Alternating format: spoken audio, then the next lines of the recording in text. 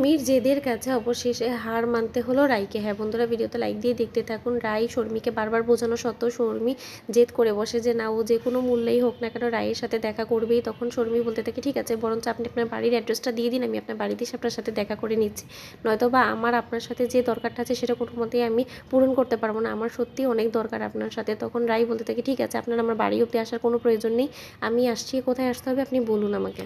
কি শর্মি ফোন রাখার পর খুশিতে আত্মহারা হয়ে নাচানাচি শুরু করে দেয়। শর্মির বর বলতে থাকে শর্মি শর্মি শর্মি, তুমি একটু ঠান্ডা হও, একটু স্থির হও, তুমি যেরকম করছো আমার বেশ ভয় করছে, তুমি যেরকম বাড়াবাড়ি করছো তা সত্ত্বেও তুমি একবার ভেবে দেখেছো যে যখন অনির্বাণ দাদাভাই এই কথাটা জানতে পারবে তখন কি হতে পারে, কি সাংঘাতিক হতে পারে ব্যাপারটা তুমি ভাবতে পারছো।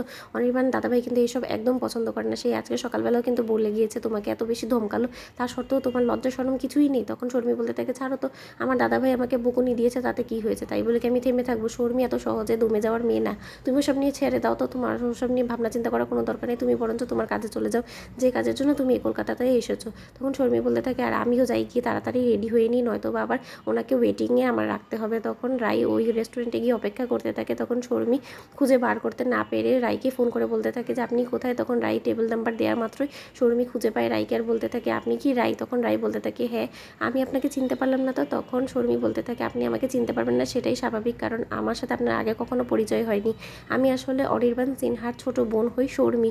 তখন এটা শোনা মাত্র রাই বলতে থাকে ও আচ্ছা, আপনি অনির্বাণ স্যারের ছোট বোন হন, বেশ ভালো হলো আপনার সাথে দেখা করে, আপনার সাথে তো আগে কোনো সময় দেখা হয়নি, তাই হয়তো আমি আপনাকে চিনতে পারিনি। তখন শর্মি বলতে থাকে সেটাই স্বাভাবিক, আমি গতকাল মাত্র এসেছি তো কলকাতায়, তার জন্যই আমার হাজব্যান্ডের একটা কাজের জন্য এখানে আসতে হয়েছে, তাই আমি দাদা ভাইয়ের বাড়িতেই আছি, তার জন্যই আমার আপনার সাথে তো পরিচয় হওয়াটা দরকার ছিল, তো আসলে দাদা ভাইয়ের কারণেই। তখন রাই বলতে থাকে আমি ঠিক বুঝতে পারলাম না, আমি আপনার দাদা ভাইয়ের কোম্পানির এখন এক্স এমপ্লয়ি হয়ে গিয়েছি, এখন আপনার আমার সাথে কী দরকার বলুন তো। তখন শর্মি বলতে থাকে যে আপনার কারণে আমার দাদাভাই এই শহর ছেড়ে অনেক দূরে চলে যাওয়ার সিদ্ধান্ত নিয়েছে, সেটা অবশ্যই আপনি জানেন। তখন রাই বলতে থাকে যে এসব আপনি কী বলছেন, আমি এসব সম্পর্কে কোনো কিছুই জানি না। তখন শর্মি বলতে থাকে হ্যাঁ, আমার দাদাভাই খুব শীঘ্রই 2 দিন বাদেই এই শহর ছেড়ে চলে যাচ্ছে, শুধুমাত্র আপনার উপরে অভিমান করে। আপনি এত কষ্ট পেয়েছেন, সেই কষ্ট আমার দাদাভাইয়ের একদমই সহ্য হয়নি, তাই আমার দাদাভাই সিদ্ধান্ত নিয়েছে যে আপনার সাথে হওয়া এত বড় অন্যায়ের জন্য ও প্রায়শ্চিত্ত করবে, আর তার জন্য ও এই কোম্পানিটাকে এখান থেকে ট্রান্সফার করে মুম্বাই নিয়ে চলে যাচ্ছে।